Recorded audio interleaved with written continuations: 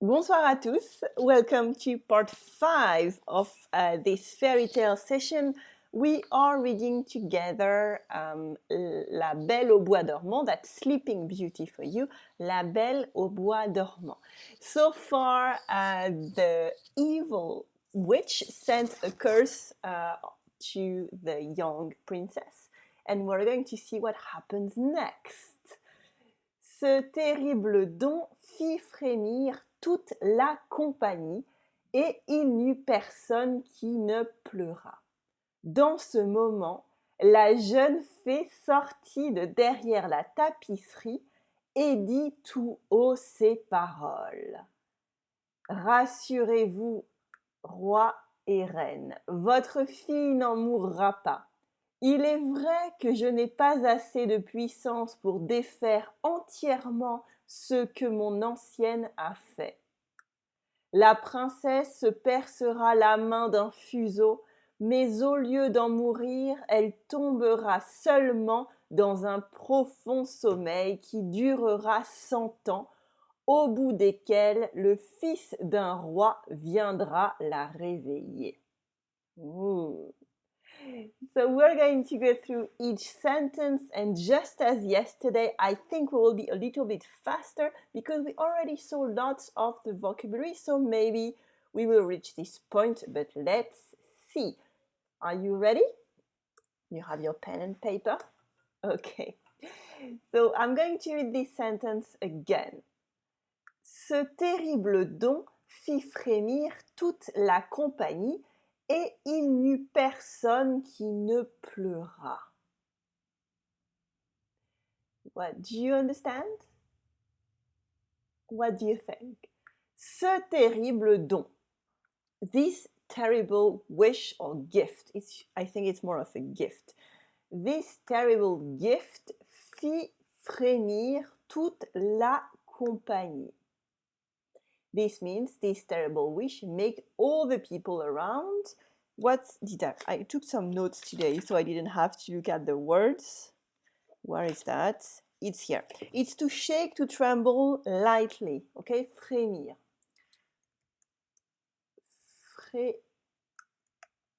Frémir égale to shake lightly. Okay, that means you're just shaking a little bit. It doesn't mean you're really, really, really shaking. It's really, it's more this intention of surprise and being scared.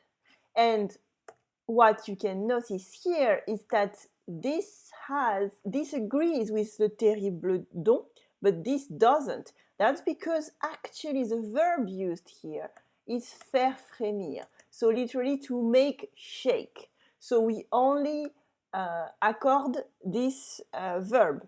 And here, as usual, you already saw that faire is on le passé simple. It's fit. Okay. What did I wanted to tell you? Yeah, when I think about frémir, I don't necessarily only think about this idea of shaking when you're scared or when you're surprised. It's more of the water. Faire frémir or frémir is to come to a boil. To a boil. So this is something that you will see in cooking books, okay? So in recipes, dans les recettes, in the recipes. Dans les recettes de cuisine. Frémir, faire frémir l'eau is to make it come to a boil. And it doesn't mean it's going to have big bubbles, but that's just the beginning of the boil. So it's really to come to a boil. And this is something that you will see in les recettes de cuisine, cooking recipes. But frémir also works to say just shaking a little bit. And here, et il n'y eut personne qui pleura. So here is the verb avoir, and there was no one who cried. And here, pleura is the verb pleurer, and it's at le subjonctif imparfait. Okay, this is an easy tense. It's pleurer, but honestly, again, this tense is really not used much. And there was no one who cried. And here what's interesting is the structure, because this is really old-fashioned French in this very old negation. Il n'y eut personne qui ne pleura. So here, there was no one who cried, who did not cry. There was no one who did not cry. So everybody cried. And actually, he could have written to, if you want to take toute la compagnie pleura. Okay? If you want to make it simpler. Il n'y eut personne qui ne pleura. Toute la compagnie pleura. Okay. Here, if you remove the ne, it makes there was no one who cried. And here, if you put the ne, it means there was no one who didn't cry. But again, this is a very, very elaborate structure. So do not worry too much about it. But I wanted to show it to you in case you read this kind of structure. You really have to take in all the different negations that you're going to see. Then the next sentence here, let's read it together. 1, 2, 3. Dans ce moment, la jeune fée sortit de derrière la tapisserie et dit tout haut ces paroles. One more time. Dans ce moment, la jeune fée sortit de derrière la tapisserie et dit tout haut ces paroles. So at this right moment, at this exact moment, the young fairy came out from behind la tapisserie. So, dans ce moment means at this precise moment, but nowadays we would not use that anymore. We would use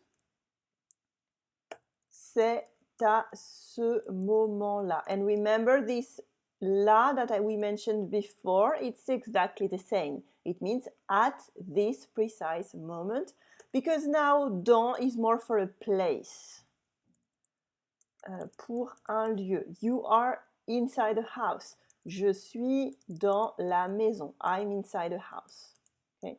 It's only when you want to give your French a little bit of literary meaning or angle that you might use this kind of thing. For example, c'est, I'm going to put en général because I don't want anyone to come after me saying, yeah, but I saw it somewhere. C'est dans ces moments-là qu'on voit, c'est dans ces moments-là qu'il faut être fort. So it's in these moments that we have to be strong. And it applies to now. We have to be strong. So here, because I'm talking about something that is pretty serious, I'm going to give my French this angle of being a bit more written, a bit more elegant. And this is something that some of my students could see in my salon, which is one of my other programs.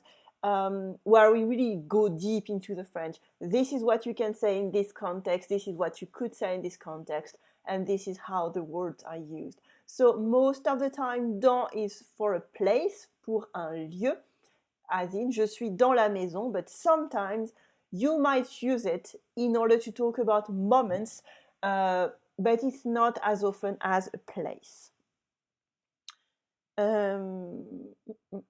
C'est dans ce moment, la jeune fille sortit. So sortir is to go out, to escape. This is to go out. De derrière. Derrière is behind. Okay, you probably know that. Behind. And if you want to say in front of. Derrière, behind, devant, in, front, of. And here she says, et dit tout haut ces paroles. Dire tout haut, it means to speak out loud. And it is in passé simple as well. Say out loud. And the opposite is dire tout bas. Okay, and here I'm going to remember. I'm going to remove this dir because you could use other verbs. Here I wanted to show you the tout haut and tout bas. There is something else that works for tout haut is à voix haute and tout bas à voix basse. This is useful if you're taking a class in French and you have these instructions of dire à voix haute or dire tout haut ou lire à voix basse. Okay, so this is what we are doing together, which is lire à voix haute. We are reading out loud what we are seeing. And à voix basse is more like this, when you're really just saying the things very in a very, very low voice. Tout bas is whispering.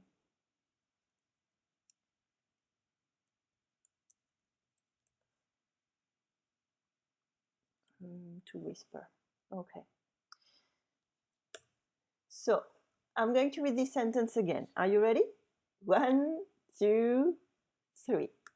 Dans ce moment, la jeune fée sortit de derrière la tapisserie et dit tout haut ces paroles. I don't see any liaison here. Dans ce moment, la jeune fée sortir de derrière la tapisserie. Here, I wouldn't say the E in tapisserie, okay? La tapisserie. I would just say la tapisserie. Et dit tout haut ces paroles. I don't think there is liaison here. Ce terrible don fit frémir toute la compagnie et il n'eut personne qui ne pleura. No, there's no reason to have any liaison here and here either. Let's move on to what the fairy is going to say. Let's read this sentence together. Ready? 1, 2, 3. Rassurez-vous, roi et reine, votre fille n'en mourra pas.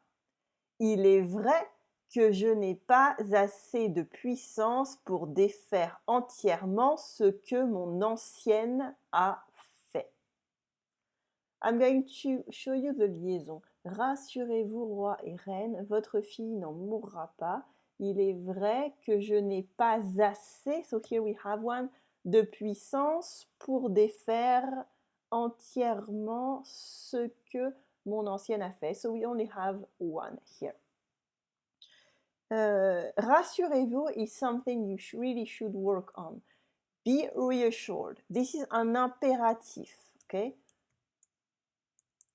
L'impératif. Rassurez-vous. And I'm going to do that for now so we have everything on the same page. Rassurez-vous is l'impératif for vous, okay? But it's not just vous at l'impératif. We have 3 persons. We have rassure-toi, so be reassured. We have rassurez-nous. No, that's wrong. Rassurons-nous and rassurez-vous. Okay. Obviously here the real imperative is rassure, rassurons, rassurez. But here the verb actually is se rassurer. Okay?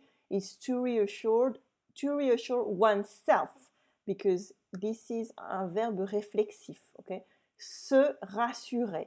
So if we want to conjugate se rassurer and not just rassurer, we say rassure-toi, rassurons-nous and rassurez-vous. If you love French or you're beyond the beginner level, you will see that here I didn't put an S, okay? Tu te rassures, you need an S here, okay? Présent de l'indicatif. You can forget about what I'm writing here with l'indicatif is the simple present. Okay, let's think about this as a simple present. But for the advanced students, I'm writing it here because we're talking about other modes as well. So, tu te rassures is le présent de l'indicatif of se rassurer. But here it's l'impératif that we want. And in l'impératif, for the first group verbs, we do not put the S here. If you don't know what the first group verb is, I'm going to write this down, verb du premier groupe. Check them out. This is important for your grammar. And these are mostly verbs that end in ER. There are a few exceptions in this verb ending in ER because they go to the third group, but 99.9% of the French verbs ending with ER, such as se rassurer, are part of le premier groupe. And what's interesting with le premier groupe is that they all conjugate in the same way, and this implies no S at l'impératif. So check l'impératif on Google, check les verbes du premier groupe if you don't know what I'm talking about. And if you're a complete beginner, le présent de l'indicatif is very important because that's the simple present and it's a very useful tense to know. Okay? That was the conjugation time of this lesson.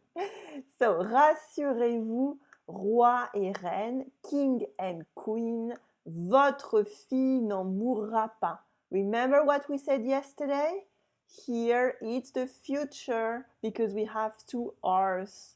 Votre fille n'en mourra pas. Your daughter will not die of it. Here we have a future. Okay? If we had only one R, it would be that would be le passé simple.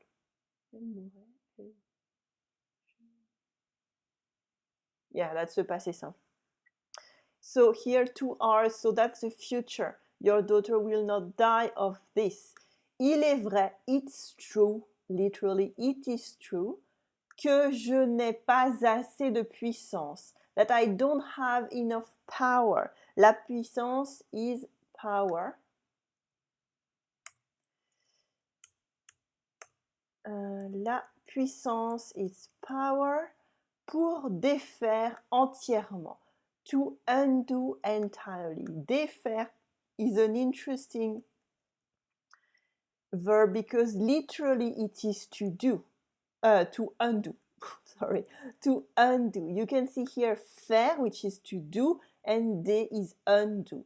There are loads of verbs in French that if you add de, it's to undo something. For example, compresser, décompresser. So compresser is to compress, to add pressure, and décompresser is to remove the pressure. But I'm thinking about a lesson I did in the past. My brain is really slow at the moment. I think there are lots of verbs that do use défaire but don't mean the same. So it's only for most of the verbs that if you have de at the beginning, it means to undo the verb itself. Okay, so défaire, literally to undo. Entièrement, entirely, ce que mon ancienne a fait. And here you can see again that they're using ancienne as a noun, and now we would use it as an adjective. But here it's how the fairies are supposed to speak and the queen and king are supposed to speak in the 17th century. And ancienne is ancient, it was pretty easy to understand. So let's translate that again. Be reassured, king and queen, your daughter will not die. It is true that I do not have enough. Assez is enough. I forget to mention this one. So if you are a beginner, interesting to know that. And you do not pronounce the Z here. It's assez.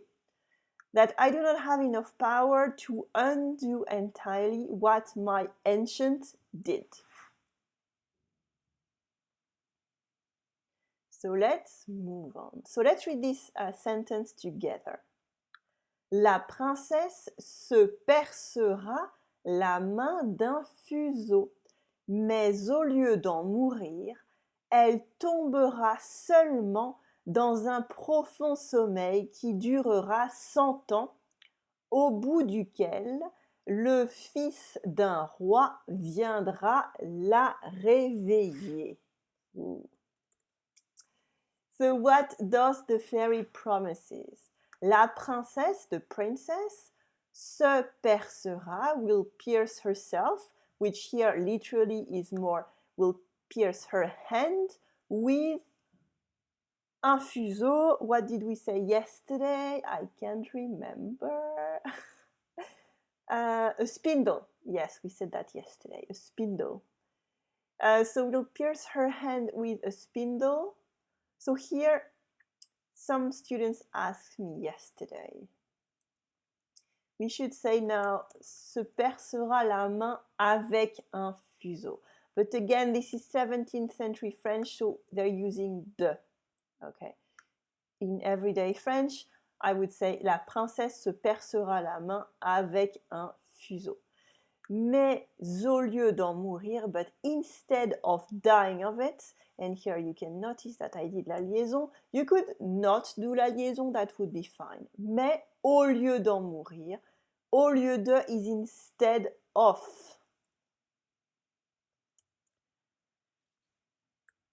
No, au lieu de, instead of, and not en lieu de, which is in replacement of. But that's formal French.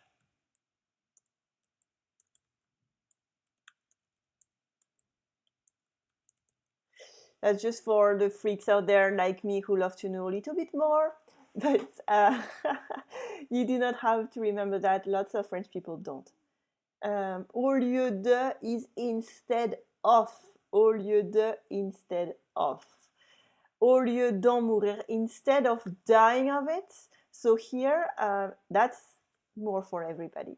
Au lieu de mourir, it's instead of dying. Mais au lieu d'en mourir, c'est instead of dying of it. Because here you're talking about something that you mentioned before. So instead of dying of this. And here, instead of dying. Okay, so he could have said, au lieu de mourir, that would be fine. But because we are really talking about something that is very specific, he really says, mais au lieu d'en mourir. Elle tombera seulement dans un profond sommeil. She will only fall. Tomber is to fall. To fall. Elle tombera seulement is only. I think it's interesting to go through all these invariables because these are the words that are going to really help you sound more French. Okay. Au lieu de as well, these kinds of little expressions, little words, they're des invariables. They don't have to agree with anything. Seulement, only. She will only fall in a very profound sleep. Le sommeil is sleep. Sleep. Qui durera 100 ans, that will last for 100 years. Durer is to last. Like duration. Okay, exactly the same. To last. Au bout desquels, at the end of which, okay, au bout desquels, at the end of which, this is a bit tricky. I don't want to go too deep into that because really, that's really, really advanced and we would need to see many, many cases. But just Google it and you will see different options. If you'll see one or beyond, look this up. If you're not, just forget about it. Au bout desquels le fils d'un roi viendra la réveiller. The son of a king will come to wake her up. Réveiller is to wake up. La princesse. I'm going to read that again in order to see les liaisons.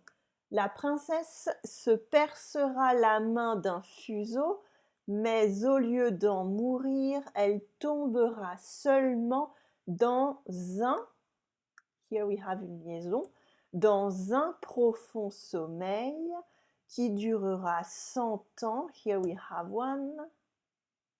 100 ans, au bout desquels le fils d'un roi viendra la réveiller. So we have only 3 liaisons here.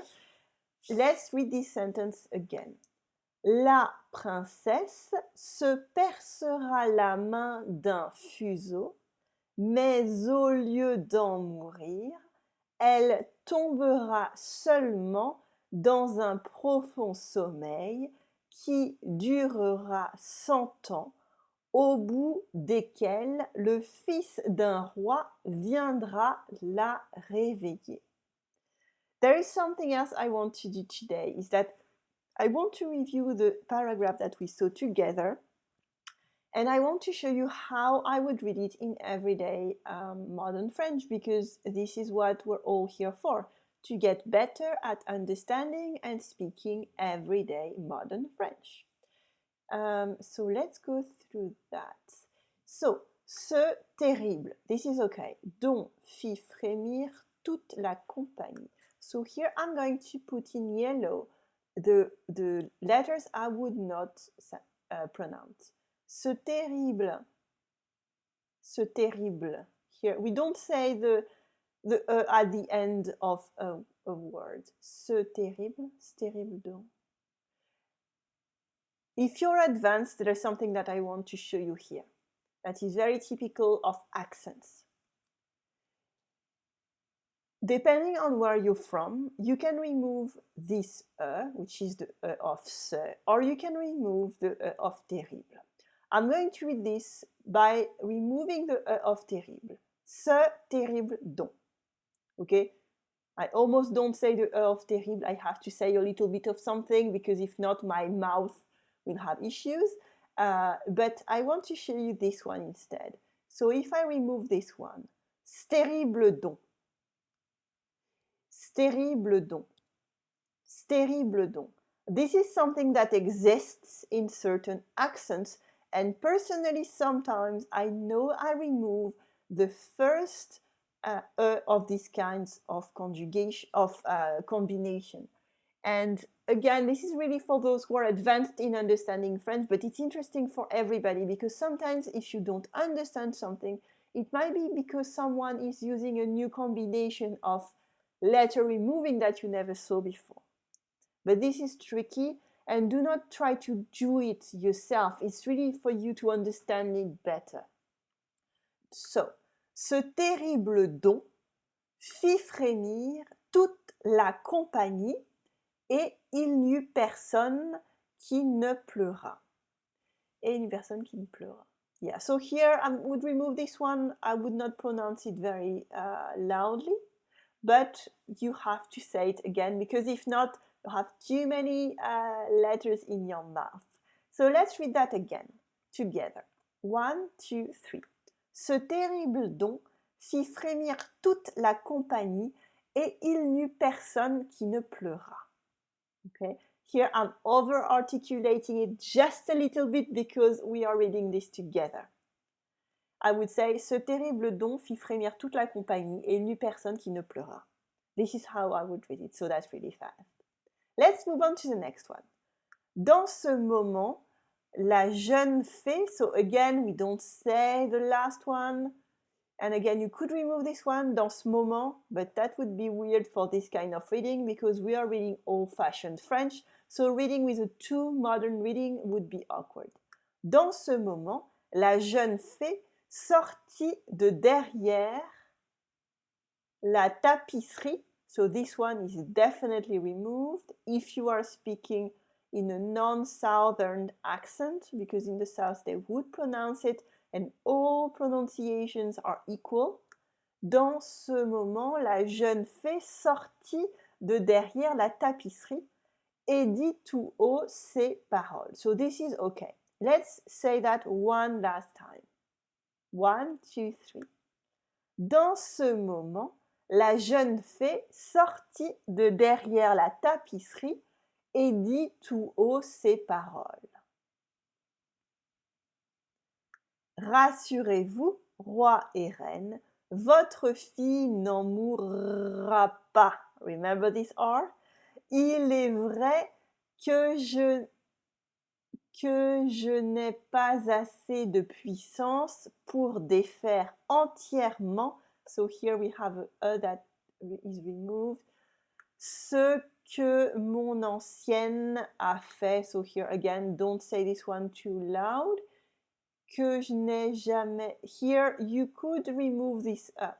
And again, here it's not an exact or it's not a very exact science because it would depend on the intonation, the context, the accent. I just want to show you that some letters are removed in order for you to speak in a more authentic way and understand French better, especially modern French.